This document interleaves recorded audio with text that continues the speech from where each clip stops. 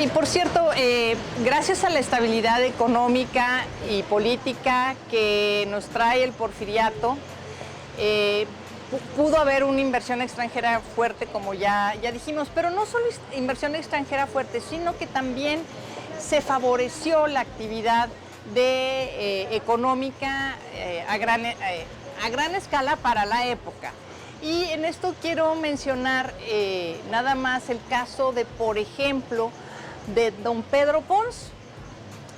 Pedro Pons llegó a la ciudad de San Luis Potosí alrededor de 1880 y pone un cajón de ropa y lo pone, la asociación se llamaba Pedro Pons y Hermano, y 2 años después llega Juan Pons. Entonces ellos son los primeros que tienen aquí una tienda que se llama algo así como el Puerto de Liverpool o los almacenes de Francia en México, parecida, pero esa tienda queda aquí en la calle Hidalgo, en la calle de Hidalgo, y como ellos hay otros. Pedro Pons después se casa con la señora Nicú y pone una cervecería. Entonces, en esos años en San Luis Potosí había varias cervecerías, la de él era la cervecería francesa, y fijan su residencia en la calle de Galeana. En esta calle de Galeana, donde después van a establecerse los baños de San Francisco. Exactamente. Así es. Y es un ejemplo de otra gente, de otras personas que llegan y se ponen a trabajar en San Luis Potosí. Después Pedro Pons fue contratado para trabajar dentro de la cervecería San Luis y trabajando dentro de la cervecería de San Luis, pues le da un infarto y se muere. Y ahí acaba la historia de Pedro Pons, no la de su familia, que comentaremos en otro programa, pero sí la de Pedro Pons. Pero como el caso de Pedro Pons, hay muchos otros extranjeros que están invirtiendo en San Luis y otros mexicanos que están invirtiendo en San Luis y potosinos, por supuesto. Y encontramos en que además había una, ¿cómo diremos?, una actividad económica terciada muy interesante, porque había personas que tenían intereses en minas, en comercio y en haciendas. Y esto permitía, los intereses tan diversificados permitía que pudieran mantenerse continuamente. Y esto hacía que florecieran otros negocios dentro de la ciudad de San Luis Potosí. Ahora, ¿qué te parece si platicamos un poquito sobre la historia de la arquitectura y definitivamente su función? Entonces, estos MIT ya con cierto capital, como lo dice aquí bien Isabel, diversificado en varios ramos.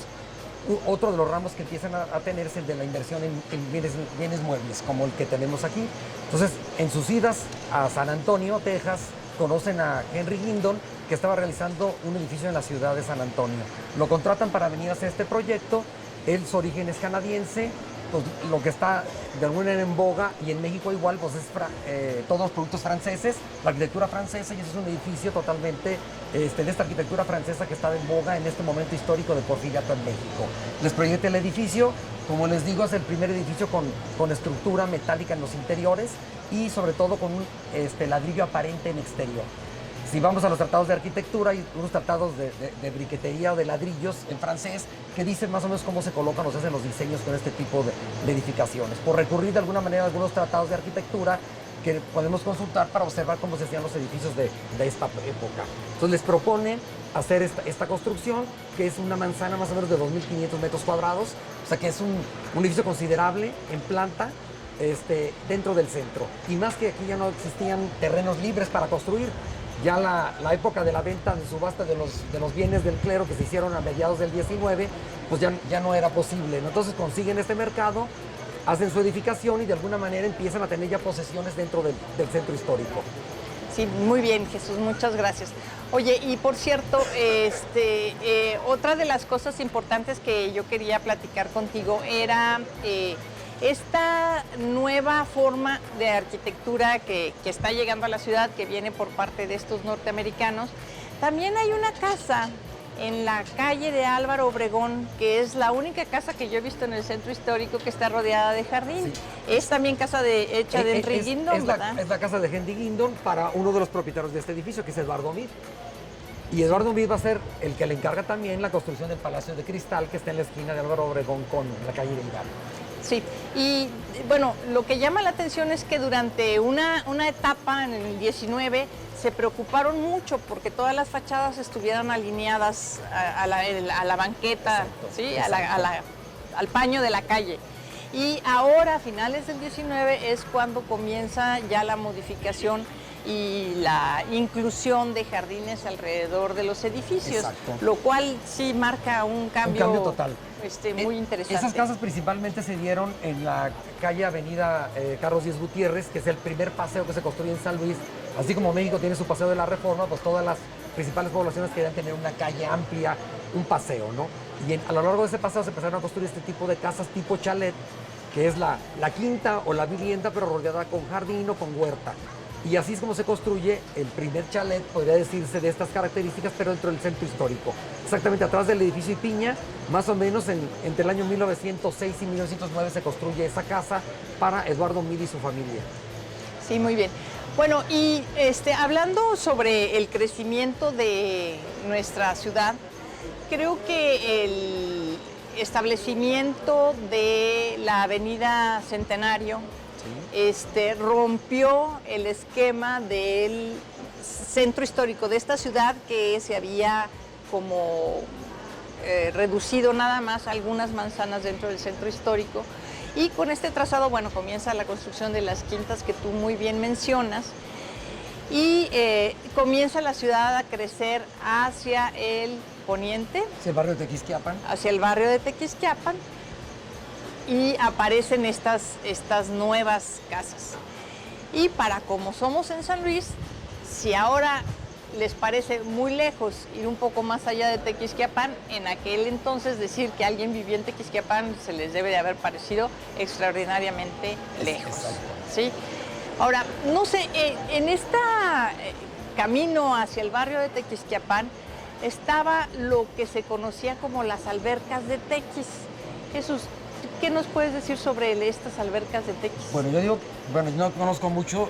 Yo sé que todas las huertas tenían alberca, pero esas albercas eran las pilas donde se guardaban. Pilas de riego. Eran pilas de riego, o sea, donde de un pozo, pues lógicamente llenaban esas pilas para poder regar. Toda la zona de Tequis eran huertas o de fruta o de flores, que es lo que se generaba en esta parte de la ciudad. Estas huertas fueron las que fueron fraccionando poco a poco y se hicieron los lotes, y es donde vemos construidas todas las viviendas que hay desde el centro hasta lo que es el Parque de Morales. Sí. Ya te fuiste muy lejos, ya te fuiste muy lejos. Vamos más despacito porque todavía, bueno, falta también mencionar que a la hora que se construye esta avenida Centenario, se va a destruir lo que fue la iglesia de Tequisquiapan, ¿sí? Sí. Y sí, efectivamente va a seguir el trazo de la avenida Centenario más hacia el poniente. Sí, yo me fui hasta Morales porque es lo que hoy conocemos, para que entiendan un poco de dónde nacen todas las colonias que hay a lo largo de Carranza.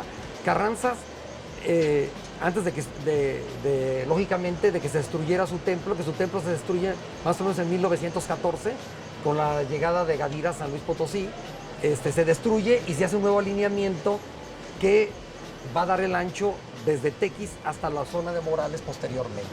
Pero ¿qué se genera en esta primera etapa? Con Carlos Díez Gutiérrez se abre la avenida Carlos Díez Gutiérrez. En este momento estaba Pedro, que era el hermano, alternaban el gobierno porque no había reelección en esta etapa. Entonces, durante la etapa de Pedro Díez Gutiérrez se inaugura la avenida con el nombre de su hermano, y a Carlos Suárez Fiallo se le da la concesión de alguna manera del ayuntamiento de hacer las primeras fachadas que van hasta el Cine Avenida. Pero esas fachadas todavía tienen el alineamiento como en el centro de la ciudad, todavía no tienen las casas tipo chalet. Estamos hablando de la última década del siglo XIX.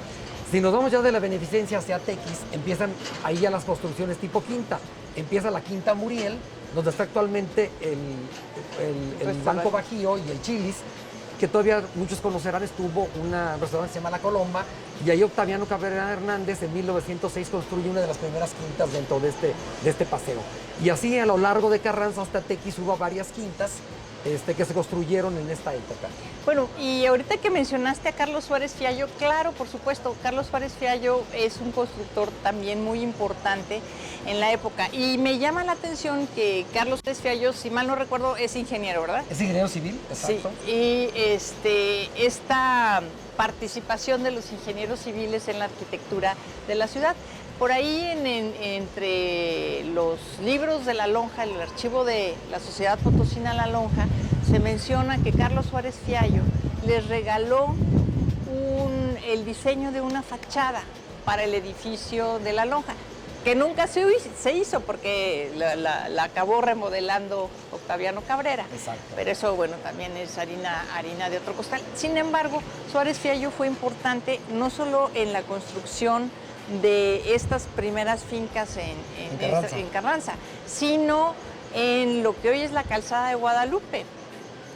Sobre todo en la penitenciaría. O sea, hay un edificio clave, hay dos edificios clave en la calzada de Guadalupe. Lo que es la penitenciaría y lo que iba a ser la Escuela Industrial Militar. Son los dos edificios gigantes y de construcción de miles de metros cúbicos de piedra. Tenemos el caso de la penitenciaría, que era el centro de alguna manera para las ciudades que empezaron a crecer industrialmente y comercialmente, con todos los problemas sociales que empiezan a generarse, empiezan a tener penitenciarías. La penitenciaría que hace Carlos Suárez Fiallo está dividida ya por pabellones de celdas, que es la que actualmente conocemos. Pero al mismo tiempo se le encarga un proyecto de Escuela Industrial Militar. Esta Escuela Industrial Militar tenía la función de dar clases o aprender de alguna manera como carreras técnicas de encuadernación de muchos oficios que se generaban en la ciudad. Al final no se logra terminar esta edificación y se convierte en lo que es el 24 Batallón. Ahí se instala el ejército posteriormente, pero ese es lo que iba a ser originalmente la Escuela Industrial Militar, que después se va a llevar al pabellón que hace Octaviano Cabrera de exposiciones, pero el edificio original era donde está actualmente el ejército en la actualidad. Bueno, gracias. Vamos a una pausa y regresamos con ustedes en nuestro programa Historias de San Luis.